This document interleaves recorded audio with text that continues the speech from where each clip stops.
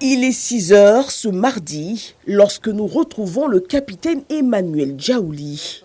Elle est l'une des toutes premières femmes gendarmes de Côte d'Ivoire. Repos. Bonjour messieurs. Comment vous allez? Depuis le 19 août 2021, elle a sous ses ordres tout le secteur d'Abidjan Sud. Vous avez compris?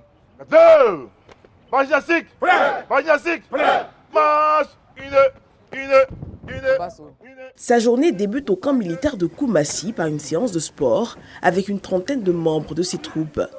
Cette routine matinale est essentielle pour maintenir la forme physique et la cohésion de l'équipe. À la base, je n'ai pas rêvé d'être une femme gendarme. En effet, je suis rentrée à l'école des forces armées en tant qu'officier de l'armée nationale. Et c'est à la suite qu'on a intégré la gendarmerie nationale. Après l'effort, l'uniforme, le capitaine se prépare et se dirige vers Marcory, l'une des communes sous son commandement, pour la montée des couleurs. Ce rituel quotidien est suivi d'un message de la hiérarchie rappelant les directives et les objectifs de la journée. Je dispose de 4 brigades dans les communes de Trècheville, Koumassi, Marcory et Port-Boué. Nous faisons aussi la gendarmerie de contact. Voilà. Aujourd'hui, on ne peut pas travailler sans la population. On a besoin du renseignement de la population. On a besoin d'apporter une réponse sécuritaire à la population.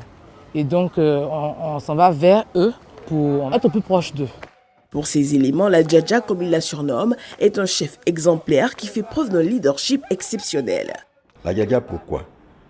Parce que on a pensé qu'elle allait avoir des difficultés pour commander une unité. Mais tout de suite, quand elle est venue, comme un homme, elle a pris de main de fer l'unité.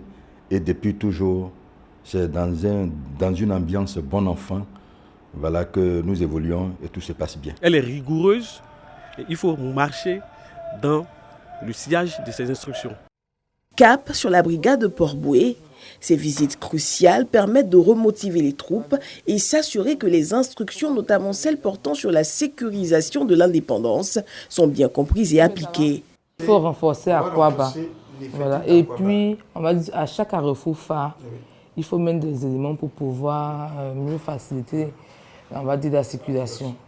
De retour à son bureau au camp militaire, le capitaine s'attaque au volet administratif de ses fonctions. Notre mission première est d'assurer la sécurité dans ma zone de compétences. Et donc pour ce faire, on met en œuvre 3 types de police. La police administrative qui est tout ce qui est prévention aux atteintes, aux infractions. La police judiciaire qui est constater une infraction à la loi pénale, rassembler les preuves, rechercher les auteurs et conduire ces auteurs-là devant les autorités compétentes. À ce niveau, nous avons pour interlocuteur le procureur de la République, les procureurs. Et pour finir, on fait la police militaire qui est en réalité la police même au sein d'une organisation armée. Par son travail, son leadership et sa détermination, le capitaine Emmanuel Djaouli ouvre la voie aux futures générations de femmes dans la gendarmerie.